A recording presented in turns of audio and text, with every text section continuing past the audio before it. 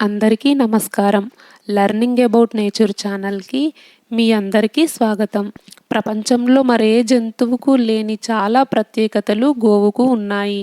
అందుకే హిందువులంతా తమ తల్లి తర్వాత తల్లిగా గౌరవమైన స్థానాన్ని ఇచ్చి గోమాత అని గౌరవంగా పిలుస్తూ పూజిస్తారు. ఆవు ఒకవేళ విషం నిండిన పదార్థాలు తిని ఆ పాలను తాగితే మనం కూడా రోగాల పాలవుతామేమో అని భయం వద్దు.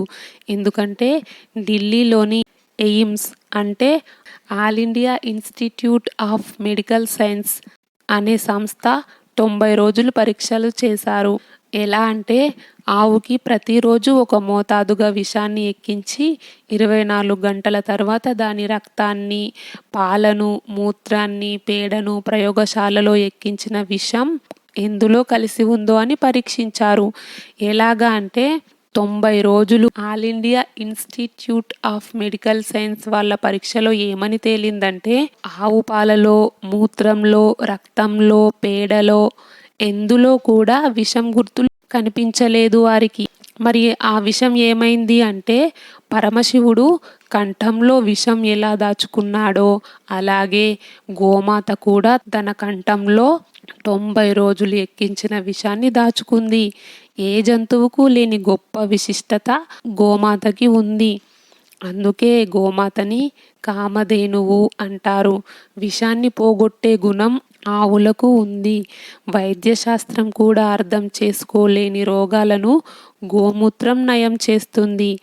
ఆవు నెయ్యి, బియ్యం రెండూ కలిపి వేడి చేస్తే ఇథిలిన్ ఆక్సైడ్, ప్రోపలిస్ ఆక్సైడ్ అనే శక్తివంతమైన వాయువులు విడుదల అవుతాయి. కృత్రిమ వర్షాన్ని కురిపించడానికి ప్రోపలిస్ ఆక్సైడ్ శ్రేష్టమైనది. అందుకే యజ్ఞాలు చేస్తే అందులో ఆవు నెయ్యి వేస్తారు. అందుకే వర్షాలు పడతాయి. గోమూత్రం ప్రపంచంలోనే అత్యుత్తమ కీటకనాశిని. అందుకే శుభకార్యాలలో నూతన గృహప్రవేశ సమయంలో కూడా గోపంచకంని శుద్ధి చేయడానికి వాడతారు. గోవు పేడ, గోమూత్రం ద్వారా తయారయ్యే మందులతో ఉదరానికి సంబంధించిన వ్యాధులను నయం చేయవచ్చు.